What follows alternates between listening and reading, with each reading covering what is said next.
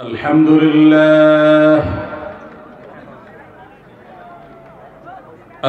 لله نحمده ونستعينه ونستغفره ونؤمن به ونتوكل عليه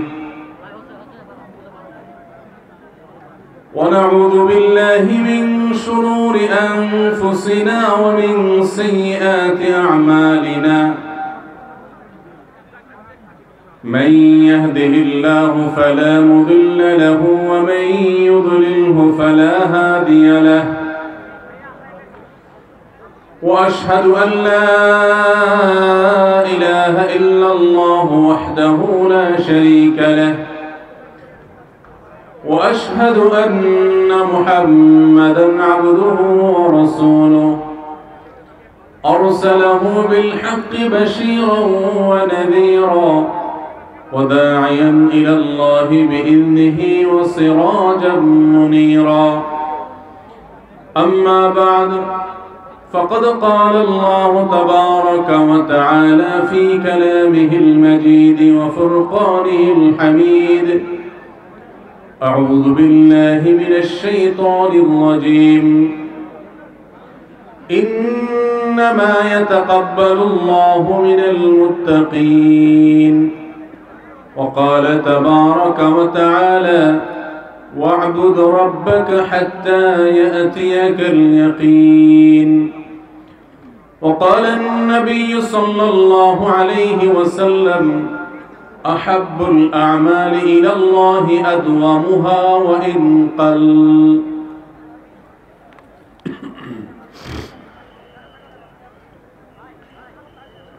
বগুড়ার চাটখইর আদমদিঘির বাইতুল হুদা জামে মসজিদ প্রাঙ্গণে আয়োজিত আজকের এই তাফসীর কোরআন মাহফিলের দ্বিতীয় দিনের পঞ্চম তথা শেষ অধিবেশনের সম্মানিত সভাপতি, উপস্থিত ওয়াজিবুল ইহতিরাম উলামায়ে কেরাম এবং দূর দূরান্ত থেকে আগত আমার প্রাণ প্রিয় দিনদরদি ভাইরা, পর্দার আড়াল থেকে যারা আমাকে শুনছেন সে সকল মা ও বোনেরা, আজ এবং গতকাল কোরআন এবং হাদিস থেকে উলামায়ে কেরাম যে সমস্ত গুরুত্বপূর্ণ দিক নির্দেশনা আমাদেরকে দিয়েছেন, আজকে অনুষ্ঠানের শেষ পর্যন্ত যে সমস্ত দিক এবং নির্দেশনা আমরা ইনশাআল্লাহ পাবো, আল্লাহ রাব্বুল আলামিন আমাদের সবাইকে সেগুলো অনুযায়ী আমল করার তৌফিক দান করুন। সম্মানিত উপস্থিতি, আপনারা অনেকেই বগুড়া, নওগাঁ এবং আশপাশের বিভিন্ন এলাকা থেকে দূর দূরান্ত থেকে এই মাহফিলে এসেছেন। আমি এই মাহফিলে গত কয়েক বছর ধারাবাহিকভাবে আসছি। গতানুগতিক মাহফিল আমি করি না। এই মাহফিলটি আসার অন্যতম কারণ আব্দুল্লাহ সাইফুল্লাহ ভাইয়ের নাছোড় বান্দার ভাব, আর দ্বিতীয় বড় কারণ হলো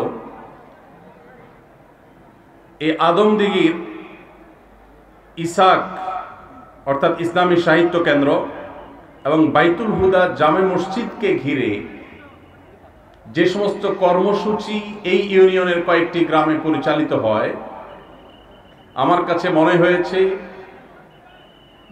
এই আনুষ্ঠানিকতা, এই উদ্যোগগুলো বাংলাদেশের প্রত্যন্ত অঞ্চলের শহর, গ্রাম, মসজিদ ভিত্তিক সমাজ ব্যবস্থা গড়ে তোলবার ক্ষেত্রে একটি মডেল হতে পারে আদমদিঘির এই মসজিদ এবং এই এলাকা। কারণ এখানে সামাজিক যে সমস্ত কাজগুলো মসজিদকে ঘিরে গড়ে উঠেছে, বেড়ে উঠেছে, তরুণ এবং কিশোরদেরকে সুস্থ ধারায় পরিচালিত করবার জন্য সমাজের কল্যাণমুখী কাজে তাদেরকে নেতৃত্বের আসনে বসানো হয়েছে, তাদেরকে সামনে তুলে আনা হয়েছে। এই দৃশ্য যদি বাংলাদেশের প্রতিটি গ্রামে গঞ্জে প্রতিটি মসজিদকে ঘিরে গড়ে উঠত, তাহলে আজ বাংলাদেশের চেহারা ভিন্ন কোনো চেহারা হতে পারত। আমি যতটুকু জানি এই ইসাক এবং বাইতুল হুদা জামে মসজিদকে ঘিরে এখানে শিক্ষাবৃত্তি থেকে নিয়ে অত্র এলাকার অসুস্থ, দরিদ্র, দুস্থ, গরিব মানুষদের চিকিৎসা ভাতা থেকে নিয়ে কোরবানির সময় গোশত বিতরণ, ঈদের সময় ইফতার বিতরণ থেকে নিয়ে শীতের সময় শীতবস্ত্র বিতরণ এবং ক্ষুদ্র ঋণ, সুদমুক্ত ক্ষুদ্র ঋণ দিয়ে সেটা আবার রিটার্ন নেওয়ার 98% রিটার্ন রেটের কথা আমি জানতে পেরেছি। সেই সাথে ঈদের সময় এখানে কয়েকশো তরুণ এবং কিশোরকে নিয়ে যে চমৎকার আয়োজন হয়, মেয়েদের জন্য যে আলাদা বিভিন্ন সাংস্কৃতিক সুস্থ ধারার আয়োজন হয়, এই আয়োজন যদি আজ প্রতিটি মহল্লায় ইমাম সাহেবগণ, ওলামা একরাম, সমাজের নেতৃস্থানীয় ব্যক্তিবর্গ নিতেন, তাহলে আজকে আমাদেরকে কিশোর গ্যাংয়ের অভিশাপ এটা আর আমাদেরকে পোহাতে হতো না। যদি আজ প্রতিটা এলাকায় বগুড়ার এই আদমদিঘির চাটখৈরের বাইতুল হুদা জামে মসজিদ এবং ইসাক ইসলামী সাহিত্য কেন্দ্রের মতো সুস্থ সংস্কৃতি চর্চার জন্য উদ্যোগ যদি মসজিদ থেকে নেওয়া হতো, শুধুমাত্র ওয়াজ মাহফিল নয়, এলাকার শিশু কিশোরদের আনন্দ বিনোদনের জন্য, তাদের জন্য বিভিন্ন রকম প্রতিযোগিতামূলক আয়োজন, তাদের জন্য সুস্থ সংস্কৃতি চর্চা, শরীর চর্চা, নানাবিধ আয়োজন এখানে যেরকম হয় প্রতি এলাকায় যদি আমরা করতে পারি, তাহলে অনেক অনাচার, অনেক অসামাজিক কার্যকলাপ, মাদক, যৌতুক এবং কিশোরদের অপরাধী হয়ে ওঠা সহ নানাবিধ অপরাধ এটা অঙ্কুরে শেষ হয়ে যেত, একটা সুস্থ সমাজ আমরা উপহার পেতাম। তো আমার এখানে বারবার আসার অন্যতম কারণ হলো ইসাক এবং বাইতুল হুদা জামে মসজিদের এই সমস্ত কার্যক্রম। আমি আশা করব যারা দূর দূরান্ত থেকে এসেছেন, বগুড়া থেকে, নওগাঁ থেকে বা আশপাশের বিভিন্ন জেলা থেকে এসেছেন, তারা এই ইসাকের মতো, বাইতুল হুদা জামে মসজিদের মতো নিজ নিজ এলাকায় নিজেদের সামর্থ্য অনুযায়ী আল্লাহর কাছে দোয়া করে 2-4 জন 5 জন যদি সাথে পান, ওই 2-4-5 জন মিলে শুরু করবেন, একসময় শত শত মানুষকে সাথে পাবেন। একটা আদর্শ সমাজ গঠন করবার জন্য মসজিদকে কেন্দ্র করে শুধু 5 ওয়াক্ত নামাজ নয়, মুহাম্মদ সাল্লাল্লাহু আলাইহি সাল্লামের মতো বহুমুখী সামাজিক কার্যক্রম আমাদেরকে পরিচালনা করতে হবে। সবাই চেষ্টা করব তো ইনশাআল্লাহ। আল্লাহ আমাদের সবাইকে, প্রত্যেকটা গ্রামকে দেশের এরকম আদর্শ গ্রাম হিসাবে বহুবিধ সামাজিক এবং কল্যাণমূলক আয়োজনের মাধ্যমে একটি অর্থবহ সমাজ হিসাবে গড়ে তোলার জন্য আল্লাহ আমাদের সবাইকে তৌফিক দান করুন। সম্মানিত ভাইরা, মাওলানা মামুনুল হক সাহেব চলে এসেছেন, তিনি আরাম করছেন, খুব শীঘ্রই চলে আসবেন। আমি খুব বেশি কথা আজকে বলবো না। প্রথমত রাত কম হয়নি, দ্বিতীয়ত যেহেতু আবার মাওলানা মামুনুল হক সাহেবকেও কথা বলতে হবে, বিধায় আমি খুবই সংক্ষেপে ছোট ছোট কয়েকটি বিষয়ের উপরে কথা বলতে চাই। সর্বপ্রথম যে বিষয়ে কথা বলতে চাই সেটি হলো, রমজান মাস আমাদের থেকে বিদায় নিয়ে গেছে। রমজান মাস বিদায়ের সাথে সাথে আমাদের সমাজের বহু মানুষ আছে যাদের ইবাদত বন্দেগীও বিদায় হয়ে গেছে। আমরা অনেকে রমজান মাস শেষ হওয়ার পর মাথার টুপিটা খুলে ভাঁজ করে এমন ভাবে রেখে দিয়েছি যেন আবার আগামী বছর রমজান আসলে সেই টুপি খুলে আমরা মাথায় দেব। আমাদের কি শুধু ইবাদত বন্দেগী রমজানেই করা দরকার, না রমজানের পরেও করতে হবে? কতদিন পর্যন্ত আমাদের ইবাদত বন্দেগী নেকামল চলা উচিত এ সম্পর্কে কোরআনে কারিমে আল্লাহ রাব্বুল আলামিন বলেন, ওয়া'বুদ রাব্বাকা হাত্তা ইয়াতিয়াকাল ইয়াকিন। তুমি তোমার রবের ইবাদত করতে থাকো।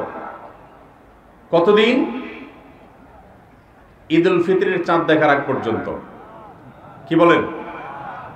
ঈদুল ফিতরের চাঁদ ওঠার আগ পর্যন্ত ইবাদত করো, এরকম কিছু? আল্লাহ বলেছেন, ওয়া'বুদ রাব্বাকা হাত্তা ইয়াতিয়াকাল ইয়াকিন। তোমার মৃত্যু আসার আগ পর্যন্ত তোমার রবের ইবাদত তুমি কন্টিনিউ করতে থাকো, নিয়মিত করতে থাকো, ইবাদতের ধারাকে অব্যাহত রাখো, ইবাদত থামাবে না মৃত্যু আসার আগ পর্যন্ত। ইবাদত কতদিন চলবে? মৃত্যু আসার আগ পর্যন্ত। আমরা যারা রমজানের মৌসুমী মুসল্লি হয়েছি, রমজানের পরে আর মসজিদের দিকে আমাদেরকে আসতে দেখা যায় না। আমরা যারা রমজানে দান সাদেকা করেছি, রমজানের পরে আর আমাদের দান সাদেকা করতে দেখা যায় না। আমরা যারা রমজানে কোরআন তেলাওয়াত করেছি, তারাবির নামাজে কোরআন শ্রবণ করেছি, শুনেছি, রমজান চলে যাওয়ার পরে কোরআন আর ছুঁয়ে দেখা, স্পর্শ করার তৌফিক সুযোগ আমাদের যাদের হয় না, প্রিয় ভাইরা আমার, আমাদের জন্য অত্যন্ত ভয়াবহ একটা বার্তা আছে। সে বার্তা কি? আল্লাহ রাব্বুল আলামিন কোরআনে হাকিমে ইরশাদ করেছেন তিনি কার আমল ইবাদত কবুল করেন। আমরা যারা রমজানে প্রত্যেকে যার যার সাধ্য অনুযায়ী কম বেশি ভালো কাজ করার চেষ্টা করেছি, রমজানে রোজা রেখেছি, তারাবির নামাজ পড়েছি, কোরআন তেলাওয়াত করেছি, কোরআন তেলাওয়াত শুনেছি, দান সাদেকা করেছি, তাসবিহ তাহলিল করেছি, দোয়া করেছি, রোনাজারি করার চেষ্টা করেছি, যতটুকু তৌফিক হয়েছে ভালো কাজ করার চেষ্টা করেছি। রমজান মাসে যে সমস্ত ভালো কাজ, যে সমস্ত নেকামল আমরা করেছি, এর কোনটা আল্লাহর কাছে কবুল হয়েছে আর কোনটা হয়নি এটা বোঝার বা এটার নিশ্চিতভাবে জানার কোনো উপায় বা সিস্টেম কি আছে? নাই।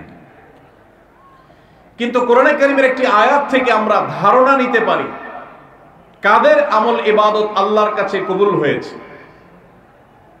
আল্লাহ রাব্বুল আলামিন ইরশাদ করেছেন, ইন্নামা ইয়াতাকাব্বালুল্লাহু মিনাল মুত্তাকিন। আল্লাহ রাব্বুল আলামিন মুত্তাকিদের, আল্লাহ ভীরুদের, যাদের মধ্যে আল্লাহ ভীরুতা অর্জন হয়েছে, যাদের মধ্যে আল্লাহর ভয়ের চেতনা জাগ্রত হয়েছে, সেই চেতনা থেকে যারা আল্লাহর আদেশ নিষেধ অনুযায়ী নিজেকে পরিচালিত করে, তাকওয়া চর্চা করে, মুত্তাকিদের কাতারে যারা নিজেদেরকে শামিল করতে পারে, আল্লাহ রাব্বুল আলামিন বলেছেন আল্লাহ তাআলা তাদেরটাই কবুল করেন। অতএব যদি রমজানের পরেও আপনার মসজিদের আনাগোনা, মসজিদের আসা যাওয়া বলবৎ থাকে, অব্যাহত থাকে, রমজানের পরেও যদি আপনার কোরআন খুলে তেলাওয়াত করার সুযোগ সৌভাগ্য অর্জন হয়, রমজানের পরেও যদি আপনার মাঝে মধ্যে হলেও আল্লাহর কাছে দুহাত তুলে দোয়া করবার তৌফিক হয়, সুযোগ হয়, সামর্থ্য হয়, রমজানে অনেক বেশি দান সাদেকা করেছেন, রমজানের পরে এত বেশি পারেন না, অল্প হলেও দান সাদেকা করার চেষ্টা করেন, তাহলে আপনি আল্লাহর কাছে নিজেকে সেই সৌভাগ্যবান মানুষদের কাতারে শামিল বলে সুধারণা করতে পারেন যাদের রমজানের আমল ইবাদত আল্লাহ তাআলা কবুল করেছেন। আলহামদুলিল্লাহ। প্রিয় ভাইরা, আমাদের আমল ইবাদত কবুল হয়েছে কিনা এটা বোঝার সবচেয়ে বড় মাধ্যম হলো এটি, রমজানের পরেও যদি আমি রমজানের আমল ইবাদতের ধারাকে ধরে রাখতে পারি, অব্যাহত রাখতে পারি, সে আমলগুলো পরিমাণে, ভলিউমে সেরকম করতে না পারলেও অল্প অল্প করে হলেও যদি রমজানের পরে সেগুলোকে আমরা ধরে রাখতে পারি, এখনো মসজিদে যাওয়া আসা থাকে, কোরআনের সাথে সম্পর্ক থাকে, অন্যান্য নেকামলগুলো যদি অল্প অল্প করেও করতে পারি, তাহলে এর মানে হলো এটা আলামত আল্লাহ তাআলা আমার রমজানের ইবাদত কবুল করেছেন, আমাকে মুত্তাকিদের কাতারে শামিল করেছেন। রমজানের পরে এখন গুনাহ করতে গিয়ে বুকটা কাঁপে। আল্লাহ দেখেন যে আল্লাহর ভয়ে রমজানে হারাম থেকে বেঁচে থাকার চেষ্টা করেছি, সে আল্লাহর ভয় এখনো বেঁচে থাকার চেষ্টা করি, হয়তো ততটা পারি না কিন্তু চেষ্টাটা করি, এটুকু যদি করতে পারি তাহলে এইটা একটা আলামত, এটা একটা ইন্ডিকেটর যে আল্লাহ তাআলা আমাদের রমজানের আমল ইবাদত কবুল করেছেন। আল্লাহ আমাদের সবাইকে সেরকম সৌভাগ্যবান মানুষের কাতারে শামিল হওয়ার তৌফিক দান করুন। সম্মানিত ভাইরা, নবী করিম সাল্লাল্লাহু আলাইহি সাল্লাম বলেছেন, আহাব্বুল আমালি ইলাল্লাহি আদওয়ামুহা ওয়া ইন কাল। আল্লাহর কাছে সবচেয়ে প্রিয় আমল, আল্লাহর কাছে সবচেয়ে পছন্দনীয় কাজ, সবচেয়ে আল্লাহর ভালোবাসার কাজ বান্দার, সেই কাজ, যেই ভালো কাজ, যেই ইবাদত, যে আমল বান্দা নিয়মিত করে, পরিমাণে সেটা অল্প হলেও হোক, পরিমাণে অল্প কিন্তু করে নিয়মিত, আল্লাহর কাছে আমলটা বেশি প্রিয় সেই আমলের তুলনায় যে আমল একসাথে অনেক করা হয় কিন্তু পরে আর করার কোনো খবর নেই। কেউ রমজানে কোরআনে কারীম 2 খতম দিয়েছেন, মাশাআল্লাহ, কেউ 3 খতম দিয়েছেন, কিন্তু রমজানের পরে কোরআনে কারীম 3 খতম, 2 খতম, 1 খতম দেয়া তো দূরের কথা, পরবর্তী রমজান পর্যন্ত আর কোরআনটা ছুঁয়ে দেখা হয় না, খুলে পড়া হয় না, তেলাওয়াত করা হয় না, 1 পৃষ্ঠা পড়ার সুযোগ হয় না। তাহলে এই 3 খতম 2 খতমের চাইতে রমজানে কেউ যদি 1 খতম কোরআন দেন অথবা তার চাইতে কমও কোরআন তেলাওয়াত করেন, কিন্তু রমজানের পরে সেই কোরআন দিনে হয়তো 2-5 পারা পড়তে পারেন না, কিন্তু 1 পৃষ্ঠা হইলেও পড়েন, 2 পৃষ্ঠা হইলেও পড়েন, তার দৈনন্দিন রুটিনের মধ্যে কোরআন তেলাওয়াত থাকেই থাকে। আল্লাহর কাছে ওই 3 খতম দেওয়া কোরআন তেলাওয়াতকারীর চাইতে মাত্র 10 পারা কোরআন তেলাওয়াত করেছেন যিনি রমজানে, কিন্তু রমজানের পরেও সেটাকে ধরে রেখেছেন, পরিমাণে অল্প হলেও আল্লাহর কাছে এই দ্বিতীয় ব্যক্তি অনেক বেশি শ্রেয় এবং প্রিয়। প্রিয় ভাইরা আমার, রমজানে আপনি অনেক দান দক্ষিণা করলেন, রমজানের পরে আর খবর নাই, আল্লাহর কাছে এটার চাইতে বেশি প্রিয় রমজানে তৌফিক অনুযায়ী দান সাদাকা করেছেন, রমজানের পরেও আপনি দান সাদাকা অল্প অল্প হলেও ধরে রাখার চেষ্টা করেছেন। আল্লাহ আমাদের সবাইকে রমজানে যে সমস্ত নেকামলগুলো আমরা করতে পেরেছি, রমজান শেষ হওয়ার সাথে সাথে সেগুলো বন্ধ না করে বরং সেই আমলের ধারাবাহিকতাকে আল্লাহ আমাদেরকে ধরে রাখার তৌফিক দান করুন। ভাইরা আমার, আমরা কি রমজান মাসকে পুজো করেছি নাকি আল্লাহর ইবাদত করেছি? ইবাদত কি আল্লাহকে করেছেন না রমজান মাসকে করেছেন? আল্লাহকে করেছেন। যদি রমজান মাসকে কেউ ইবাদত করে, রমজান মাসকে যদি কেউ পুজো করে, তাহলে তার এখন আর ইবাদত করার দরকার নাই, কারণ রমজান শেষ হয়ে গেছে। আর যদি কেউ ইবাদত করে আল্লাহকে, তাহলে যে আল্লাহ রমজানে ইবাদতের নির্দেশ দিয়েছেন, সে আল্লাহর নির্দেশ রমজানের পরেও ইবাদতের জন্য আছে না নাই? আল্লাহ বলেছেন ওয়াবুদ রাব্বাকা হাত্তা ইয়াতিয়াকাল ইয়াকিন। তোমার রবের ইবাদত শুধু রমজানে নয়, রমজান ইবাদতের মৌসুম হিসাবে ইবাদত বেশি হতে পারে, কিন্তু রমজানের ইবাদতের ধারা মৃত্যু আসার আগ পর্যন্ত তোমাকে ধরে রাখতে হবে, তবেই আল্লাহর কাছে সাকসেস হওয়া যাবে, তবেই আল্লাহর কাছে সফল হওয়া যাবে, সার্থক হওয়া যাবে। আমাদের এই জীবন সাধনা, আমাদের তাকওয়ার সাধনা, আমাদের সিয়াম সাধনা, আমাদের রমজানের ইবাদত বন্দেগী আল্লাহর কাছে কবুল হবে। আল্লাহ আমাদের সবাইকে রমজানের আমলগুলোকে রমজানের পরেও পরিমাণে অল্প অল্প হলেও ধরে রাখার তৌফিক দান করুন। সবাই চেষ্টা করব তো ইনশাআল্লাহ। প্রিয় ভাইরা আমার, রমজানের যদি অন্য কোনো কিছু আপনি রমজান পরবর্তী সময়ে ধরে রাখতে নাও পারেন, আমি 4টি বিষয়ের কথা বলবো যেগুলো রমজানে হয়তো কম বেশি আপনি করেছেন আল্লাহর তৌফিকে। সেই 4টি আমলকে আপনি যদি রমজানের পরেও ধরে রাখতে পারেন, আমি আল্লাহর কাছে বিশ্বাস করি, আল্লাহর কাছে আমার সুধারণা যে আল্লাহ তাআলা আপনার রমজানকে সাকসেস করেছেন, আল্লাহ আপনার রমজানকে কবুল করেছেন, কারণ আপনাকে আল্লাহ আবারও ইবাদতের তৌফিক দিয়েছেন। আর সেই 4টি কাজের প্রথম কাজ হলো, আমরা অনেকেই আলহামদুলিল্লাহ সারা বছর নামাজ নিয়ে অবহেলা কম বেশি করলেও রমজান মাসের সম্মানে, তাকওয়ার মাস হিসাবে, কোরআন নাজিলের মাস হিসাবে, শ্রেষ্ঠ মাস হিসাবে, ইবাদতের মৌসুম হিসাবে রমজানে অনেকেই পুরুষরা 5 ওয়াক্ত নামাজ মসজিদে গিয়ে পড়ার চেষ্টাটা করেছে। মা বোনরা ওয়াক্ত হওয়ার পর দেরি না করে তারা নিজ নিজ অবস্থানে নামাজটা আদায় করার চেষ্টা করেছে। রমজানের পরে এই 5 ওয়াক্ত নামাজ যেটা রমজান মাসে আপনি সঠিকভাবে করেছেন, এই নামাজটা যদি আপনি ধরে রাখেন, 5 ওয়াক্ত নামাজ কি শুধু রমজানের ইবাদত না রমজানের পরেরও ইবাদত? কি বলেন? 5 ওয়াক্ত নামাজ কি শুধু রমজানের ইবাদত? রমজানের পরেরও ইবাদত, পালনীয়। অতএব 5 ওয়াক্ত নামাজ যদি আপনি রমজানের পরে ধরে রাখতে পারেন, আপনার জান জীবন যেতে পারে, অনেক লস হয়ে যেতে পারে, কিন্তু ওয়াক্ত চলে যাবে আর আপনি নামাজ পড়বেন না। ইমানদারের দ্বারা এটা কল্পনা করা যায় না, কোন মুসলমানের জন্য এটা কল্পনা করা যায় না যে তিনি নামাজের ওয়াক্ত চলে যাবেন আর অবলীলায় তিনি অন্য কোনো কাজে ব্যস্ত থাকবেন, অসম্ভব। এর সাথে ইমানের সাংঘর্ষিকতা এই লেভেলের যে ওমর ইবনুল খাত্তাব রাদিয়াল্লাহু আনহু বলেছেন, লা হাজ্জা ফিল ইসলাম লিমান তারাকাস সালাহ। যে ব্যক্তি ইচ্ছাকৃতভাবে নামাজ ছেড়ে দেয়, নামাজ ত্যাগ করে, অন্য কাজে মগ্ন থাকে, ওয়াক্ত চলে যায়, ইসলামে তার কোনো হিস্সা নাই, কোনো অংশ নাই, কোনো ভাগ নাই, সে নিজেকে মুসলিম দাবি করবার কোনো নৈতিক অধিকার নাই যে নামাজ ইচ্ছাকৃত পড়ে না, ত্যাগ করে। রমজান মাসে 5 ওয়াক্ত নামাজটা যদি আপনি সারা বছর ধরতে পারেন, এটাকে যদি আঁকড়ে ধরতে পারেন এবং ধরে রাখতে পারেন, তাহলে আপনি একটি আমলে সাকসেস। নাম্বার 2, রমজান মাসে আমরা অনেকেই আল্লাহর দেয়া তৌফিকে গুনাহ এবং পাপাচারের কাছ থেকে বেঁচে থাকার চেষ্টা করেছি। চোখের জিনা, কানের গুনাহ, হাত দ্বারা কৃত অপরাধ, নানাবিধ অপরাধ থেকে আমরা বেঁচে থাকার চেষ্টা করেছি। আল্লাহ তৌফিক দিয়েছেন। কেন? কারণ রমজান মাস তাকওয়ার মাস, গুনাহ ছাড়ার মাস, সেজন্য আমরা গুনাহ ছাড়ার চেষ্টা করেছি। ইবাদতের পাশাপাশি গুনাহগুলো থেকে বেঁচে থাকার চেষ্টা করছে।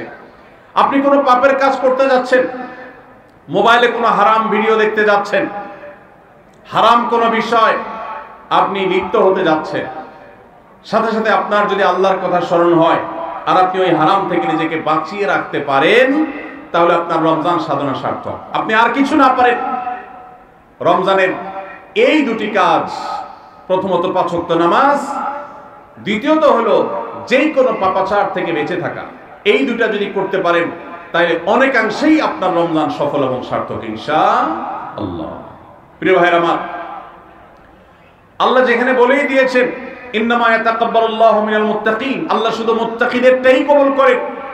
মুত্তাকি না হয়ে আল্লাহর কাছে কিছু উপস্থাপন করলে, পেশ করলে, দান দক্ষিণা করলে, কুরবানি করলে, নেক আমল করলে আল্লাহ সেটা কবুল করেন না, মুত্তাকিদেরটাই কবুল করেন। অতএব আপনি মুত্তাকি কিনা তার পরিচয় হবে, তার প্রমাণ হবে আপনি পাপাচার থেকে বাঁচার জন্য সংগ্রাম করছেন কিনা। আপনি যদি গুনাহ থেকে বাঁচার জন্য সংগ্রাম করেন, চেষ্টা করেন, সাধনা করেন, পরিশ্রম করেন, নিয়ত করেন, ইচ্ছা করেন এবং এর জন্য আপনি পদক্ষেপ গ্রহণ করেন, তাহলে তার মানে হলো আপনি মুত্তাকি। যত বেশি গুনাহ থেকে বাঁচার চেষ্টা করতে পেরেছেন তত বড় মাপের মুত্তাকি, আর যত বড় মাপের মুত্তাকি রমজানের ইবাদত তত বেশি আল্লাহর কাছে কবুল হয়েছে, সেই ধারণা আল্লাহর কাছে আমরা পোষণ করতে পারি ইনশাআল্লাহ। প্রিয় ভাইরা আমার, একজন সাহাবী নবী করিম সাল্লাল্লাহু আলাইহি সাল্লামকে জিজ্ঞাসা করেছেন, হে আল্লাহর রাসূল, কিভাবে আমি সবচেয়ে বড় ইবাদত গুজার হব, সবচেয়ে বড় আমলকারী কিভাবে হতে পারি? আমাদের কাছে বহু মানুষ কাগজ লিখে পাঠান, চিরকুট লিখে দেন যে হুজুর কোন আমলটা করলে বেশি সওয়াব হবে, আল্লাহ বেশি সন্তুষ্ট হবেন, আল্লাহর ইবাদত বেশি হবে কোন আমলটা করলে। প্রিয় ভাইরা আমার, নবী করিম সাল্লাল্লাহু আলাইহি সাল্লাম বলেছেন, ইত্তাকিল মাহারিমা তাকুন আবাদান নাস, তুমি হারাম কাজ থেকে বেঁচে থাকো, অবৈধ কাজ থেকে নিজেকে বিরত রাখো, গুনাহের ধারে কাছেও যেও না, পাপাচারের পথ মারিও না, তুমি সবচেয়ে বড় ইবাদত গুজার হবে, সবচেয়ে বড় নেক আমল হতে পারবে। অনেক বেশি নফল রোজা রাখে, অনেক বেশি দোয়া দুরূদ পড়ে, অনেক বেশি কোরআন তেলাওয়াত করে, অনেক বেশি নফল দান সাদেকা করে, অনেক বেশি নফল কাজ করে, এই লোক আল্লাহর খাতা বড় ইবাদত গুজার নয়। আমাদের স্মৃতিতে ইবাদত গুজার বলতে ভেসে ওঠে সারাক্ষণ নামাজেরই ব্রত থাকা মানুষের কথা, আমাদের স্মৃতিতে ভেসে ওঠে ইবাদত গুজার মানে হলো ঘন ঘন নফল রোজা রাখা ব্যক্তির ছবি। আমাদের স্মৃতিতে ইবাদত গুজার বলতে ভেসে ওঠে যে ব্যক্তি অনেক বেশি নফল আমল, জিকির, আজকার ইত্যাদিতে মাশগুল থাকে। অথচ নবীজি বলছেন, ইত্তাকিল মাহারিমা তাকুন আবাদান নাস, তুমি হারাম কাজ থেকে বেঁচে থাকো, সবচেয়ে বড় ইবাদত গুজার হতে পারবে, সবচেয়ে বড় নেক আমল হতে পারবে যদি তুমি হারাম কাজ থেকে বেঁচে থাকতে পারো। ভাইরা আমার, আপনি যদি আপনার এই দুই ঠোঁট দিয়ে কোনো কটু কথা, অশ্লীল কথা, গালিগালাজ এটা আপনার মুখ দিয়ে যদি বের না হয়, রমজানের আগে হতো, রমজান মাসে আপনি তওবা করেছেন, রমজানের পরেও এই সংগ্রামে আপনি জিতে আছেন, টিকে আছেন, আপনার মুখ দিয়ে কোনো অন্যায় হয় না, তার মানে হলো আপনি মুত্তাকিদের কাতারে শামিল হতে পেরেছেন, আপনি গুনাহ থেকে বাঁচতে পেরেছেন। আপনার আমল দেখা যায় না, কিন্তু এই যে গুনাহ থেকে বাঁচার সংগ্রামে আপনি জিতে গেছেন, আপনি নিজেকে বাঁচিয়ে রাখতে পেরেছেন, এটাই হলো আপনার সফলতা, এটাই হলো আপনার সার্থকতা। আজকাল নফল রোজা, নফল নামাজ, নফল দোয়া দুরূদ, নফল জিকির আজকার, নফল দান সাদকা করা মুসলমানের সংখ্যা কম নয় সমাজে। যেই মুসলমানের অভাব সেটা হলো গুনাহমুক্ত জীবন গঠন করা মুসলমানের অভাব, মুত্তাকি মানুষের অভাব, গুনাহমুক্ত মানুষের অভাব। গুনাহমুক্ত মানুষ পাওয়া যায় না। ভাইরা আমার, আমাদের চেষ্টা করতে হবে আমার হাত এবং মুখ দ্বারা কারোর অধিকার খর্ব হবে না, কারোর কষ্ট হবে না। মুসলমান তো বটে, অমুসলমানকেও কোনো কষ্ট আমি দেব না, কারোর অধিকার নষ্ট হবে না, সম্পদে কারোর হক আমি নষ্ট করব না। আমি ওয়াজ মাহফিল শুনলাম, দিন কি দিন শুনলাম, ঘন্টাকে ঘন্টা শুনলাম, শুনতে শুনতে আমি কেঁদে দিলাম। 2 পয়সার কোনো ভ্যালু নাই যদি আমি দোকানদারি করতে গিয়ে কাস্টমারের সাথে 2 নাম্বারি করি, কাস্টমার হয়ে দোকানদারের সাথে 2 নাম্বারি করি, জমির আইল ঠেলাঠেলি করি, আরেকজনের ফসল আমি নিজে তুলে নিয়ে আসি, অন্যায়ভাবে কারোর হক নষ্ট করি, কথা দিয়ে কাউকে কষ্ট দেই, আচরণ দিয়ে কাউকে কষ্ট দেই, কারোর কোনো অধিকার নষ্ট করি, কারোর গীবত শিকায়েত করি, কারোর পেছনে তার সমালোচনা করি, কাউকে নিয়ে ব্যঙ্গ বিদ্রুপ করি, কাউকে আমরা ব্যঙ্গ নামে ডাকি, ফেসবুকে, সোশ্যাল মিডিয়াতে অথবা অফলাইনে, অনলাইনে, যে কোনো সেক্টরে, যে কোনো জায়গাতে, যে কোনো প্ল্যাটফর্মে এ ধরনের গুনাহের কাজে যদি আপনি লিপ্ত থাকেন, তো আপনার এই শত শত মাহফিল, হাজারো মাহফিল শোনা, মাহফিলে আসা, এটার কোনো মানে হতে পারে না। আল্লাহ আমাদের সবাইকে রমজান মাসে গুনাহ থেকে বাঁচার যে চেষ্টাটুকু আমরা করতাম রমজানের পরেও, সেটাকে আমাদের ধরে রাখার তৌফিক দান করুন। রমজানের পরে গুনাহ থেকে বাঁচার চেষ্টা করবো তো ইনশাআল্লাহ।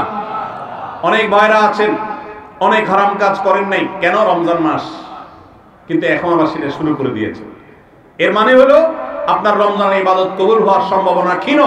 নিশ্চিত তো বলা যাবে না, তবে প্রবল সুধারণা করা যায়, সম্ভাবনা অনেক প্রবল, যদি আপনার সেই রমজানের আমলগুলোকে আপনি এখন ধরে রাখতে পারেন। অন্য সব না পারেন, অন্তত আমি 4টা আমলের কথা বলেছি: 5 ওয়াক্ত নামাজ, আর সকল প্রকার গুনাহ এটা থেকে বিরত থাকা, আর 3 নম্বর হলো কোরআনে কারীমের তেলাওয়াত। অনেকে আমরা আলহামদুলিল্লাহ কোরআন তেলাওয়াত করেছি রমজানে, কারণ রমজান মাস কোরআন নাজিলের মাস। আমাদের সালাফ পূর্বসূরীরা রমজান মাসে কোরআন হাত থেকে রাখতেন না। আমরা অনেকেই নিজে কোরআন খতম দিয়েছি। যারা খতম দিতে পারেন না, একটু হলো তেলাওয়াত করেছেন, তারাবিতে হাফেজ সাহেবের কাছ থেকে তেলাওয়াত শুনেছেন, কোনো না কোনো ভাবে কোরআনের সান্নিধ্যে এসেছেন। দুর্ভাগ্যজনক বাস্তবতা, রমজান চলে যাওয়ার সাথে সাথে আমাদের কোরআনের সাথে সম্পর্ক শেষ হয়ে গেছে। ঠিক না ঠিক? বহু মানুষ আছে কোরআন স্পর্শ করে না। দিনের ভিতরে 2-4 ঘন্টা, 5 ঘন্টা, 6 ঘন্টা সময় পর্যন্ত অনেকে সোশ্যাল মিডিয়াতে ডুবে থাকেন, মোবাইলে ডুবে থাকেন। সারাদিন কোরআনকে স্পর্শ করার জন্য 5টা মিনিট সময় বের হয় না, ঘন্টাকে ঘন্টা। কোরআনের পরিবর্তে মোবাইল ফোনকে স্পর্শ করার সময় আমাদের হয়। মনে রাখবেন, আপনার রমজানের আমল ইবাদত সার্থক হবে, সফল হবে, কবুল হওয়ার সম্ভাবনা জোরালো হবে যদি রমজানে যে কোরআন আপনি প্রতিদিন 2-4 পারা তেলাওয়াত করেছেন, এখন 2-4 পারা না পারেন 2-4 পৃষ্ঠা হলেও পড়েন, কিন্তু আপনার দিনের একটা সময় অবশ্যই বরাদ্দ থাকা উচিত কোরআনের জন্য। আজ মুসলিম জাতির যে দুরবস্থা আমরা দেখতে পাচ্ছি, পৃথিবীর পূর্ব থেকে পশ্চিম, উত্তর থেকে দক্ষিণ, চতুর্পাশে আমরা যে হাহাকার দেখতে পাচ্ছি, লাঞ্ছনা দেখতে পাচ্ছি, অপমান দেখতে পাচ্ছি, পরাজয়ের গ্লানি দেখতে পাচ্ছি, মুসলমানদের দুরবস্থার অন্যতম প্রধান কারণ হলো আজ মুসলমান কোরআন থেকে দূরে সরে গেছে। নবী করিম সাল্লাল্লাহু আলাইহি সাল্লাম বলেছেন, ইন্নাল্লাহা ইয়ারফা'ু বিহাদাল কিতাবি আকওয়ামা ওয়া ইয়াদা'ু বিহি আখারিন। আল্লাহ রাব্বুল আলামিন এই কোরআনের মাধ্যমে বহু জাতির মর্যাদাকে আকাশে তুলবেন। আবার এই কোরআনের প্রতি অবহেলার কারণে, অবজ্ঞার কারণে, কোরআনকে ছেড়ে দেওয়ার কারণে, কোরআন থেকে দূরে থাকার কারণে, কোরআনকে পরিহার করবার কারণে বহু জাতিকে আল্লাহ তাআলা অপমানিত করবেন, অপদস্থ করবেন, তাদেরকে আকাশ থেকে পাতালে নামিয়ে ছাড়বেন। সেই দুর্ভাগ্যজনক বাস্তবতা আজ আমরা প্রত্যক্ষ করছি। মুসলমানের ঘরে কোরআন পড়ার কোনো অভ্যাস নেই, কোরআনের চর্চা নেই, কোরআনের আলোচনা নেই, কোরআনের আলোকে জীবন গড়বার কোনো পরিকল্পনা আমাদের মধ্যে নেই। এজন্য ভাইরা, রমজান মাসে যে কোরআনের সান্নিধ্যে আমরা ছিলাম, রমজানের পরে অল্প অল্প করে হোক প্রতিদিন আপনি কোরআন তেলাওয়ার চেষ্টা করেন। 1 পৃষ্ঠা 2 পৃষ্ঠা হলে তেলাওয়াত করার চেষ্টা করেন, অর্থ সহ বুঝে পড়ার চেষ্টা করেন। এটা যদি করতে পারেন, আপনার রমজান সাধনা সার্থক ইনশাআল্লাহ।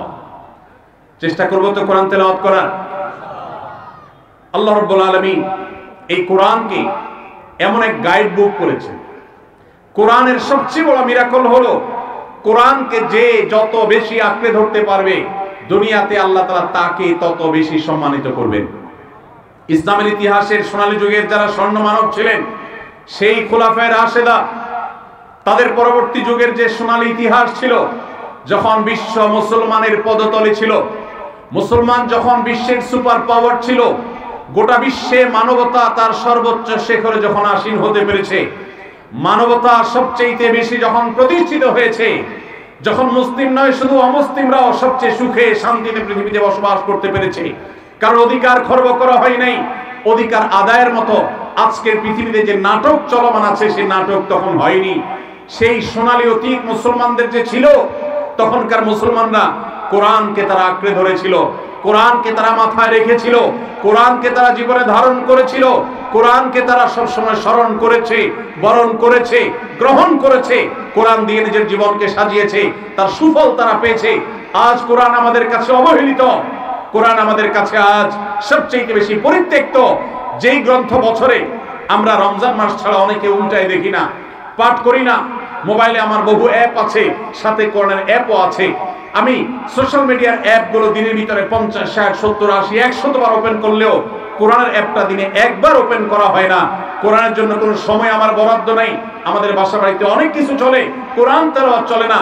বহু কিছু নিয়ে আড্ডা হয়, কোরআন নিয়ে পাঠচক্র হয় না, গ্রুপ ডিসকাশন হয় না, আলোচনা পর্যালোচনা হয় না। এরকম পরিবার আজ ঘরে ঘরে, প্রত্যেকটা জায়গায় জায়গায়। আর এই কারণে আজ আমাদের দুরবস্থা আমরা দেখতে পাচ্ছি পৃথিবীর চতুর্প্রান্তে রয়েছে। আল্লাহ তাআলা আমাদের সবাইকে কোরআনকে সারা জীবনের জন্য আমাদের সাথী করার তৌফিক দান করুন।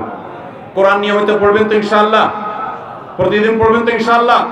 আল্লাহ আমাদের সবাইকে প্রতিদিন কোরআন তেলাওয়াতের তৌফিক দান করুন, কোরআন বুঝে পড়ার তৌফিক দান করুন, কোরআনের আলো থেকে আলো গ্রহণ করবার তৌফিক দান করুন, সমাজ এবং রাষ্ট্রকে কোরআন দিয়ে সাজাবার তৌফিক দান করুন। বলুন আমিন।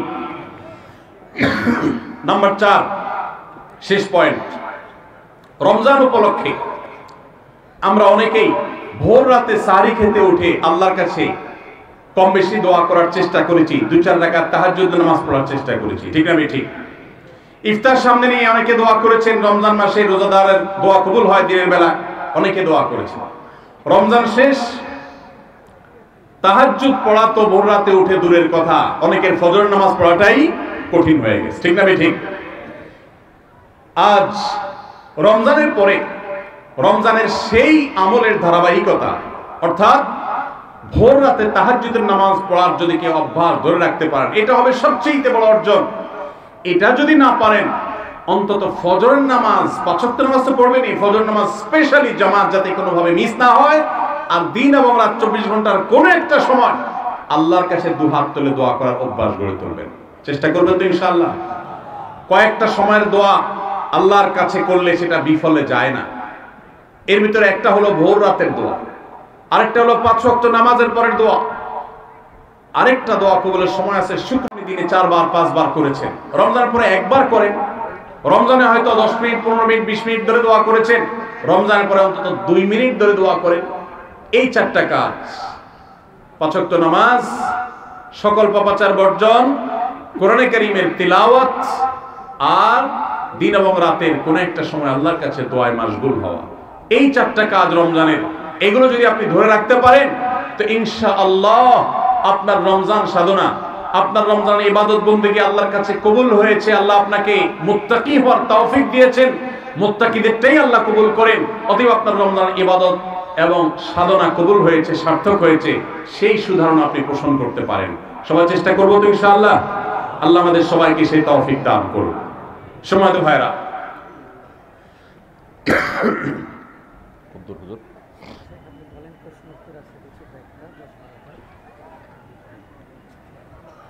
জি ভাই, রমজান মাসে আমল এবং ইবাদত, আবার রমজান আসবে, সেই জন্য তোলা না রেখে এখনো, অর্থাৎ রমজান পরবর্তী সময় আমরা করার চেষ্টা করবো ইনশাআল্লাহ। এটাই হলো পুরো আলোচনার সামারি।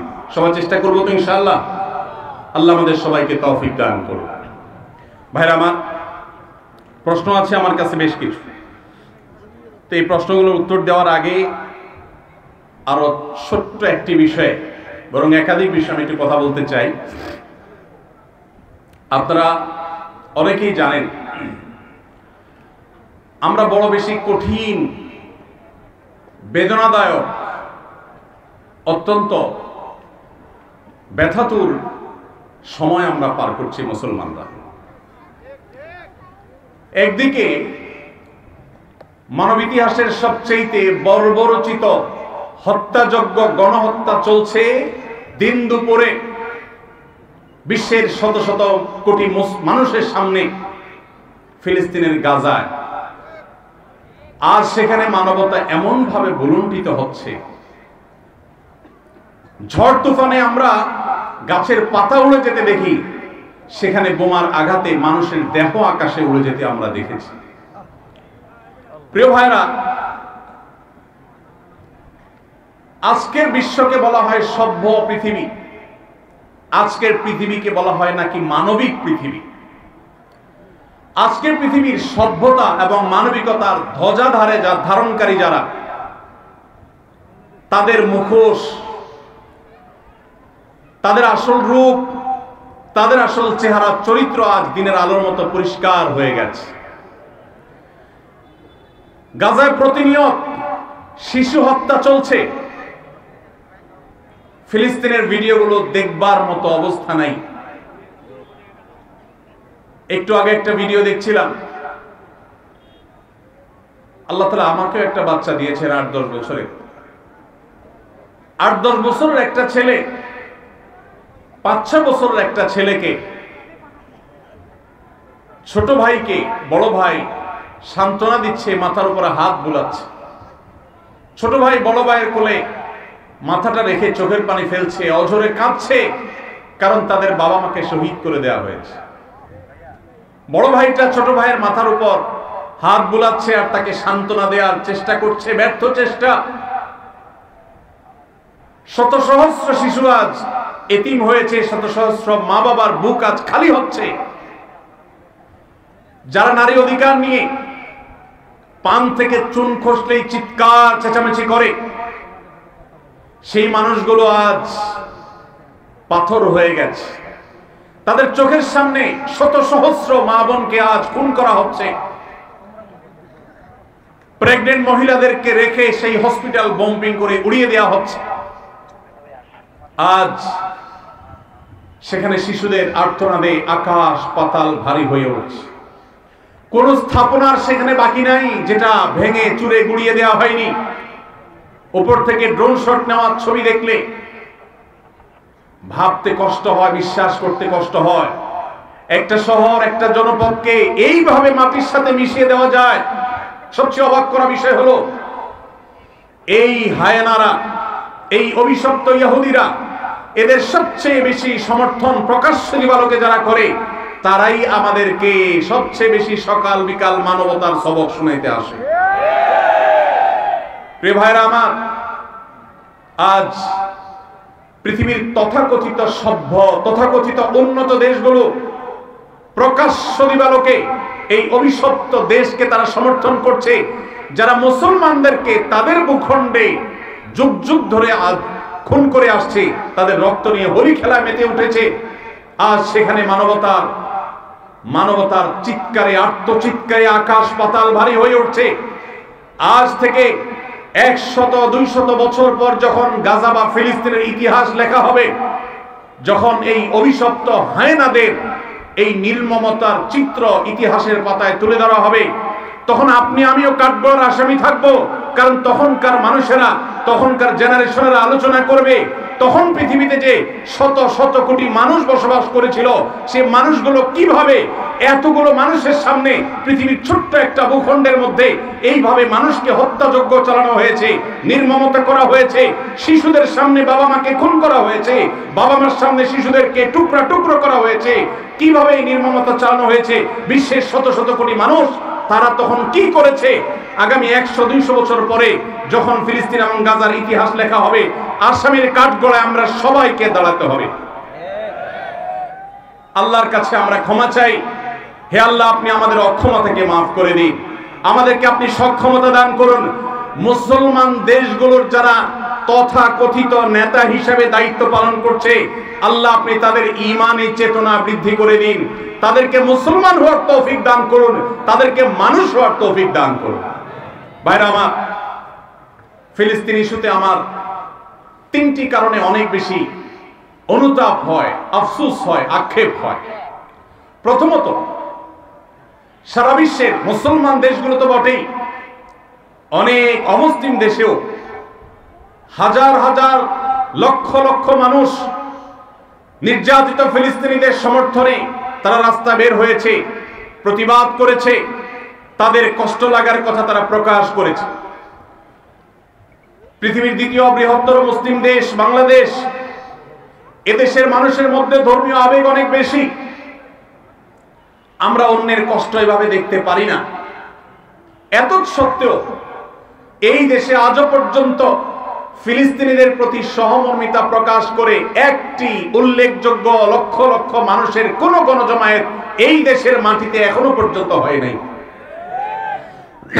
আমার লজ্জা হয়, কষ্ট হয় যখন দেখি ফিলিস্তিন ইস্যুতে প্রত্যেক দল আলাদা আলাদা ব্যানার নিয়ে 2-4-10,000 মানুষ নিয়ে তারা প্রতিবাদ করে। এটাকে ফিলিস্তিনিদের সমর্থন নাকি নিজের দলীয় প্রচারণা একমাত্র আল্লাহ তাআলা ভালো জানেন।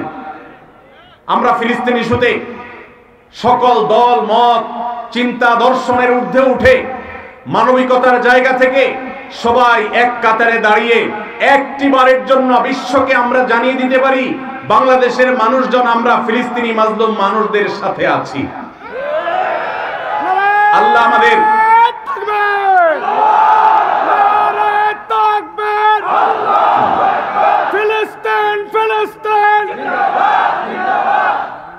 আল্লাহ রাব্বুল আলামিন আমাদের মুসলিম নেতৃবৃন্দকে সেই সুবোধ দান করুন, তারা যেন এদেশের সকল মতের, সকল চিন্তার, সকল পথের, সকল আদর্শের, সকল দলের মানুষদেরকে, এমনকি আমাদের যে সমস্ত অমুসলিম ভাইয়েরা আছেন তাদেরকেও এই মানবিক ইস্যুতে এক কাতারে দাঁড় করিয়ে লক্ষ লক্ষ বাংলাদেশের মানুষ ফিলিস্তিনি পতাকা হাতে নিয়ে তারা ফিলিস্তিনের প্রতি সহমর্মিতা প্রকাশ করবে, জানাবে।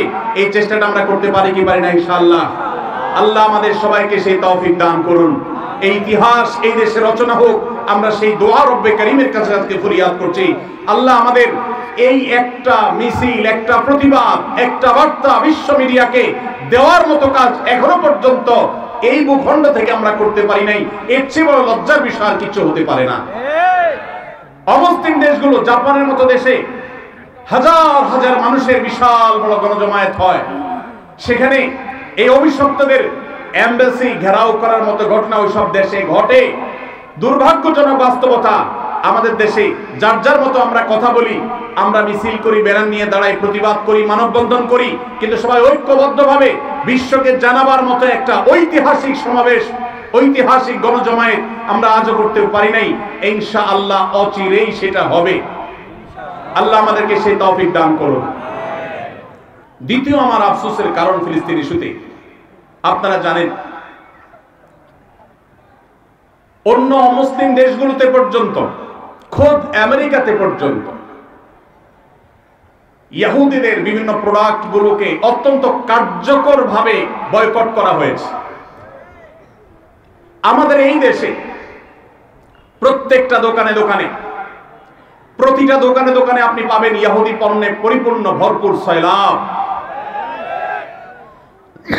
আমরা অনেকে আছি যারা ফিলিস্তিনি বাচ্চাদের ভিডিও দেখে চোখের পানি ফেলি, কিন্তু আমাদের ওয়াশরুমে গেলে হ্যান্ড ওয়াশটা দেখা যায় ইহুদিদের। আমাদের ওয়াশরুমে গেলে দেখা যায় সাবানটা কেনা হয়েছে, যে সাবানটা আমি টাকা দিয়ে কিনে এনেছি আমার পকেট থেকে, সেটা ইহুদিদের তৈরি করা। আমি যে সফট ড্রিঙ্কসটা গিলছি ডক ডক করে, সেটা ইহুদিদের তৈরি করা।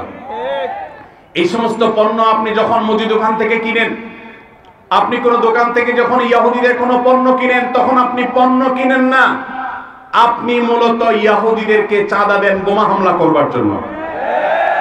আপনি যেটাকে টাকা দিয়ে সম্পদ কেনা, মাল কেনা মনে করছেন, এটা মাল কেনা নয়, এটা অভিশপ্তদের বোমাবাজিতে সাহায্য করা। লজ্জার বিষয়, কার্যকরভাবে বাংলাদেশে এখনো পর্যন্ত ফিলিস্তিন ইস্যুতে আমরা একটা বয়কট কার্যকরভাবে করতে পারি নাই। একটা সফট ড্রিঙ্কস শুধুমাত্র কিছুটা বর্জন করা গেছে আলহামদুলিল্লাহ, আর বাকি প্রোডাক্টগুলো সব যেভাবে সেভাবে রয়েছে।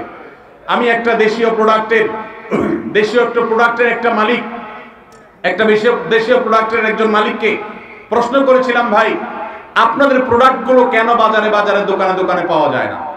কেন ইউনিলিভারের মাল বাজারে পরিপূর্ণ? কেন যারা আমাদের সমাজে 14ই ফেব্রুয়ারিতে আমাদের তরুণদের চরিত্রকে ধ্বংস করার নীল নকশা করে, সেই ক্লোজ আপ কেন আমার দোকানে থাকে? কেন আপনাদের পেস্ট দোকানে নাই? আমাকে সেই বাংলাদেশি কোম্পানির মালিক, বাংলাদেশি প্রোডাক্ট তৈরি করেন সেই ব্যবসা প্রতিষ্ঠানের মালিক, তিনি আমাকে বলছেন, ভাই লজ্জার কথা, আমাদের দেশে এক শ্রেণীর, সবাই নয়, এক শ্রেণীর অসাধু কর্মকর্তা কর্মচারী আছে সরকারি অফিসগুলোতে, যারা এই সমস্ত ইয়াহুদি কোম্পানিগুলো, বিদেশি কোম্পানিগুলো থেকে টাকা পয়সা খেয়ে, ঘুষ খেয়ে তাদের জন্য সকল সুযোগ সুবিধা, সকল ফ্যাসিলিটিসকে এমন ভাবে প্রোভাইড করে যে আমরা দেশীয় প্রোডাক্ট যারা প্রস্তুত করি, তৈরি করি, তারা তেমন কোনো সুবিধা করতে পারি না। তার এই কথার বাস্তবতা আছে। আমিও কিছুটা অনুভব করার চেষ্টা করেছি, অনুসন্ধান করার চেষ্টা করেছি। দুর্ভাগ্যজনক বাস্তবতা, আমরা সাধারণ মানুষও আমাদের নিজস্ব উদ্যোগে ইহুদিদের পণ্য মুক্ত আমাদের বাসা করব, সেটা আমরা করতে পারি নাই। মনে রাখবেন, আপনি যদি ইহুদিদের পেস্ট না কিনেন, তাদের সাবান না কিনেন, তাদের প্রসাধনী না কিনেন, তাদের কোনো প্রকার আইটেম আপনি না কিনে তার জায়গায় যদি একটা মুসলিম দেশের তৈরি করা, আপনার নিজের দেশের তৈরি করা কোনো জিনিস আপনি নেন, কোয়ালিটি যদি একটু খারাপ হয়, দাম যদি একটু বেশিও পড়ে, আপনার এই কেনার কারণে এই যে আপনি স্যাক্রিফাইস করলেন, একটু কম কোয়ালিটির জিনিস নিলেন, আবার দাম একটু বেশি দিলেন, এই স্যাক্রিফাইসটা কিয়ামতের ময়দানে ফিলিস্তিন ইস্যুতে আপনি আপনার ন্যূনতম দায়িত্বটা পালন করতে পেরেছেন, এই হিসাবে আল্লাহর কাছে হাজির হবে। এর সওয়াব আপনি আল্লাহর কাছে লাভ করবেন ইনশাআল্লাহ।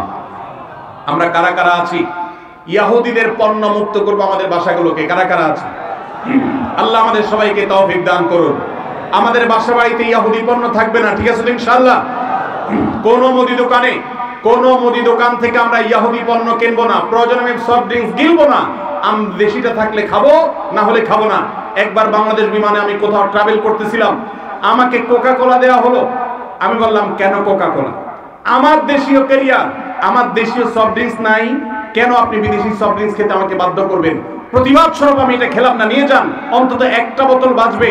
আর আপনার কর্তৃপক্ষকে জানাবেন, একজন কাস্টমার প্রতিবাদ করেছে, তিনি দেশীয় সফট ড্রিঙ্কস না, বিদেশি সফট ড্রিঙ্কস। সফট ড্রিঙ্কস এমনিতে স্বাস্থ্যের জন্য ক্ষতিকর, সেখানে ইহুদিদের যে সফট ড্রিঙ্কস আপনি কিনছেন, এটা সফট ড্রিঙ্কস না, এটা রক্তে ভরা বোতল। অতএব আমাদের বাসা বাড়িকে ইহুদি পণ্য থেকে মুক্ত করবো তো ইনশাআল্লাহ। আমি বাংলাদেশি মুসলমান হিসেবে লজ্জিত যে ফিলিস্তিন ইস্যুতে আমরা একটা কার্যকর একটা বয়কট, একটা বর্জন, এটা আমরা করতে পারি নাই। ভাইরা আমার, আজকে আমরা যারা এখানে সমবেত হয়েছি, আমরা কি একটু প্রতিজ্ঞা করতে পারি, আমার জীবদ্দশা, আমার জ্ঞাতসারে, আমার পকেটের টাকা দিয়ে ইহুদি কোনো পণ্য আমি কিনবো না, না খেয়ে থাকবো, কোন প্রসাধনী প্রয়োজনে ব্যবহার করব না, কিন্তু ইহুদি পণ্য আমি কিনবো না ইনশাআল্লাহ। সবাই চেষ্টা করে যাবেন ইনশাআল্লাহ। দোকানদার ভাইদেরকে উদ্বুদ্ধ করবেন যে আপনি ইহুদি পণ্য বিক্রি করেন না, ঘোষণা দেন এবং তার জন্য ফেস্টুন টানায় দেন। আমরা প্রচার করব আপনার দোকানের যে অমুক দোকানদার ভাই তিনি ইহুদি পণ্য বিক্রি করেন না, তিনি ইসলামী চেতনা মাজলুমদের পক্ষে অবলম্বন করে তিনি তার এই স্যাক্রিফাইস করেছেন, তার দোকানের বিক্রি বাড়াবার জন্য আমরা প্রচারণা করব ইনশাআল্লাহ। চেষ্টা করা যাবে না ইনশাআল্লাহ। ভাইরা আমার, তৃতীয়ত যে কারণে আমি লজ্জিত সেটি হলো ইহুদিদের এই অভিশপ্ত হায়নাদের, যারা মানবতাকে কুরে কুরে খাচ্ছে যুগ যুগ ধরে ফিলিস্তিনের মাটিতে, ছোট বাচ্চাদের রক্তে যাদের হাত রঙিন হয়ে আছে যুগ যুগ ধরে, তাদের যে সমস্ত ধ্বজাধারী আছে, তাদের যে সমস্ত দালাল আছে, বাংলাদেশে মাথা গুনলে সংখ্যা বলা যাবে, এত স্বল্প সংখ্যক দালাল আছে। এই কট্টর সেকুলার বামপন্থী কিছু দালাল, মুসলিম বিদ্বেষী কিছু দালাল, যারা ইহুদিদের দালাল, এই মুসলমানদের ভূখণ্ডে, ধর্মপ্রাণ মানুষের ভূখণ্ডে তাদের গলা যখন উঁচু দেখি তখন আমার লজ্জা হয়। আমরা এই দালালদের উঁচু কণ্ঠ যদি এদেশে শুনি, তাহলে এর চেয়ে বড় লজ্জার বিষয় আর কিছু হতে পারে না। মানব ইতিহাসের সবচেয়ে বড় হত্যাযজ্ঞ চালানো সময়ের সবচেয়ে বড় হায়না এই ইহুদিদের সমর্থন যারা করে, তারা মানুষরূপী পশু ছাড়া কিছু হতে পারে না। অথচ এই মানুষগুলোই আজ আমাদের সবকিছু ঠিক করে দেয়। তারাই আপনার নীতি নির্ধারণের ভূমিকায় তারা অবতীর্ণ হয়, তারাই আপনার আইন ঠিক করে দেয়, তারাই আপনার নীতি নির্ধারণ করে দেয়, তারা আপনার সবকিছু বলে দেয়। জাতি হিসাবে আমাদের জন্য এর চেয়ে বড় লজ্জার বিষয় আর কিচ্ছু হতে পারে না। ভাইরা আমার, অতএব আসুন ফিলিস্তিন ইস্যুতে আমরা আল্লাহর কাছে চোখে পানি ফেলার পাশাপাশি সর্বশক্তি দিয়ে যৌক্তিক এবং যথাযথ প্রতিবাদ আমরা প্রত্যেকটা মানুষ যার যার জায়গা থেকে অব্যাহত রাখি এবং আল্লাহর কাছে একটা ফরিয়াদ করি, ও আরশ আজিমের মালিক, রোমের কলোসিয়ামের গ্যালারিতে বসে যেরকম তখনকার পশুরা মানুষের নির্মম ভাবে মৃত্যুবরণ করা দেখত, দেখে তারা উৎসাহ করত, উদ্দীপনা করত, ফুর্তি করত, আজ ফিলিস্তিনের ছোট্ট একটা ভূখণ্ডের চারপাশে শত শত কোটি মানুষ মানবতার মুখোশ ধারণ করে আছে। মানবাধিকারের সবক সকাল বিকাল যারা মুখে শোনায়, মুখে বলে, জিগির তোলে, সেই মানুষগুলো আজ ওই কলোসিয়ামের গ্যালারিতে বসে যেরকম নির্মম ভাবে মানুষ হত্যার আনন্দে উৎসব করত, আজ গোটা বিশ্ব সেরকম উৎসবে মত্ত হয়ে আছে। আল্লাহ এই জুলুমের শেষ পরিণতি আমাদেরকে দেখে যাওয়ার তৌফিক দিও। এই জীবদ্দশায় যেন আমরা এই জুলুমের শেষ দেখে যেতে পারি। আল্লাহ আমাদের সবাইকে সেই তৌফিক দান করুন। ভাইরা আমার, আমরা সবাই যার যার দায়িত্বটা পালন করবো তো ইনশাআল্লাহ। আল্লাহ আমাদেরকে সেই তৌফিক দান করুন।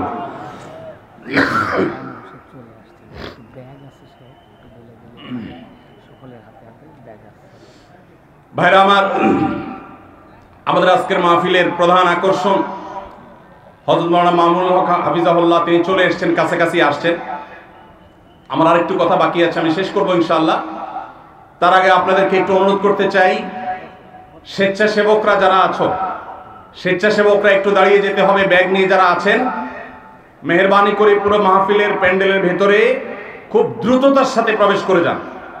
এবং আমরা যারা আছি, ভারতের মুসলমানদের ওয়াকফ বোর্ডের জমি 8.7 লক্ষ সম্পদের মালিক হলো মুসলমানদের ওয়াকফ বোর্ড। ইসলামের অন্যতম একটা সৌন্দর্য হলো মসজিদ, মাদ্রাসা, ইয়েতিমখানা, কল্যাণমূলক কাজ, এগুলো পরিচালনা করবার জন্য ওয়াকফের ব্যবস্থা রাখা হয়েছে ইসলামে। কেউ তার জমি জীবদ্দশায় ওয়াকফ করে গেলে কিয়ামত পর্যন্ত সেই জমি যে উদ্দেশ্যে ওয়াকফ করে যাওয়া হয়েছে সে উদ্দেশ্যে ব্যয় করতে হবে। ওয়াকফের জমি কেউ বিক্রি করতে পারে না, এক্সচেঞ্জ করতে পারে না, দখল করতে পারে না। যে উদ্দেশ্যে ওয়াকফ করা হয়েছে এটার পরিপন্থী কোনো কাজ করা যায় না। ওয়াকফের এই চমৎকার উদাহরণের কারণে পৃথিবীতে কল্যাণমূলক কাজ আজীবন বেঁচে থাকবে। সেই সাস্টেইনেবল ওয়াকফের মাধ্যমে সাস্টেইনেবল ডেভেলপমেন্টের ব্যবস্থা ইসলাম রেখেছে। ভারতবর্ষে মুসলমানদের শত শত বছর চলে আসা 8.7 লক্ষ সম্পদ, যেটা টোটাল ভারতবর্ষে যত প্রাতিষ্ঠানিক সম্পদ আছে এর মধ্যে তৃতীয় সর্বোচ্চ, সেই সম্পদ আজ ভারতের হিন্দুত্ববাদীরা গ্রাস করবার জন্য নতুন করে সংসদে বিল তারা পাশ করেছে। আপনারা জানেন, এই বিলে সুস্পষ্টভাবে বলা হয়েছে যে মুসলমানদের ওয়াকফ বোর্ড, যেটা নিতান্ত ইসলামিক একটা বিষয়, এটা এতদিন পর্যন্ত মুসলমানরাই পরিচালনা করে আসতো। এখন রাজ্য এবং কেন্দ্রীয় ওয়াকফ বোর্ডে দুজন অন্য ধর্মাবলম্বী অমুসলমান হিন্দু তাদেরকে বাধ্যতামূলকভাবে ওয়াকফ বোর্ডে অন্তর্ভুক্ত করার জন্য আইন করা হয়েছে। তার মানে মুসলমানদের মসজিদ পরিচালনার জন্য মুসলমানদেরকে ঢুকাইতে হবে কমিটিতে। এরকম ন্যাক্কারজনক, এরকম জঘন্য বিল আজকে তারা লোকসভায় পাশ করেছে। আমরা বাংলাদেশের এই প্রান্ত থেকে এই জঘন্য মুসলমানদের স্বাধীনতা হরণকারী, মুসলমানদের অধিকার খর্বকারী এই কালো আইন যেটা হতে যাচ্ছে, সেটার বিরুদ্ধে আমরা তীব্র নিন্দা এবং প্রতিবাদ জানাচ্ছি। ভাইরা আমার, আমাদের দেশে পান থেকে চুন খসলেই যারা সংখ্যালঘু অধিকার বলে চিৎকার চেঁচামেচি করে আর নিন্দা জ্ঞাপন করে, তারা যুগ যুগ ধরে যে মুসলমান নিধন করে আসছে, সেখানে সামান্য একটু গোশত পাওয়া যাওয়ার কাল্পনিক অভিযোগের ভিত্তিতে দিন দুপুরে মানুষকে পিটিয়ে মেরে ফেলা হয়। হোলির রং গায়ে মাখতে না চাওয়ার কারণে দিন দুপুরে পিটিয়ে মানুষকে মেরে ফেলা হয়। তাদের উৎসবের নাম দিয়ে মুসলমানদের মসজিদগুলোকে ভাঙা হয় বুলডোজার দিয়ে। যেখানে হাজার বছরের পুরাতন বাবরি মসজিদ ভেঙে সেখানে রাম মন্দির নির্মাণ করা হয়। ওয়াকফ বোর্ডের উপরে কর্তৃত্ব প্রতিষ্ঠা করার মাধ্যমে মুসলমানদের লক্ষ লক্ষ সম্পদ, এটাকে হিন্দুরা তাদের মতো করে মসজিদ মাদ্রাসাগুলোতে আরো বহু রাম মন্দির প্রতিষ্ঠা করার আইনি ভিত্তি তারা তৈরি করেছে। এই কালো আইন, এই বিলের বিরুদ্ধে আমরা তীব্র প্রতিবাদ এবং নিন্দা জ্ঞাপন করছি। আমাদের দায়িত্ব হবে প্রত্যেকটা মানুষ ভারতবর্ষের মুসলমানদের বিরুদ্ধে এই ঐতিহাসিক জঘন্য যে পদক্ষেপ ভারত সরকার নিতে যাচ্ছে, এর বিরুদ্ধে প্রত্যেককে যার যার জায়গা থেকে প্রতিবাদ জানাতে হবে। ওয়াকফ সম্পদ এটা মুসলমানদের অধিকারের ব্যাপার, সামাজিক এবং ধর্মীয় অধিকারের ব্যাপার। মুসলমানদের সে অধিকার থেকে তারা বঞ্চিত করছে, একের পর এক কালো আইন করে করে মুসলমানদেরকে বঞ্চিত করা হচ্ছে। আমরা নিন্দা জানাই। সেই সাথে ভারতের একটা আইন আছে, 12 বা 13 বছর যদি কেউ কোনো জমি নির্বাধায় দখল রাখতে পারে, সে সেটা মালিকানা দাবি করতে পারে। ওয়াকফের জমিগুলো এখন কেউ যদি এভাবে দখল করে রাখতে পারে আর সংশ্লিষ্ট ওয়াকফ বোর্ড যদি কোনো আপত্তি না জানায়, তাহলে সেটার সে মালিকানা দাবি করতে পারে। এবং সেই মালিকানার দাবি নিষ্পত্তি করার নতুন করে বিল পাস করা হয়েছে, যে কালেক্টরেটের চাইতে সিনিয়র লেভেলের কোন অফিসার সেটা নিষ্পত্তি করতে পারবে। অর্থাৎ মুসলমানদের মসজিদের বিষয়ে এই জমি যদি কোনো হিন্দু দখল করে, তাহলে সেটা যেন সে দখল নিতে পারে, তার জন্য হাজারটা দুয়ার খোলা হয়েছে।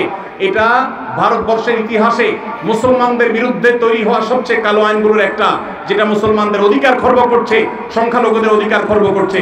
আমরা এর তীব্র নিন্দা জানাচ্ছি। আল্লাহ রাব্বুল আলামিন ভারতবর্ষের মুসলমানদের অধিকার যেন তারা ফিরে পায়, সেই তৌফিক আল্লাহ তাদের সবাইকে দান করুন।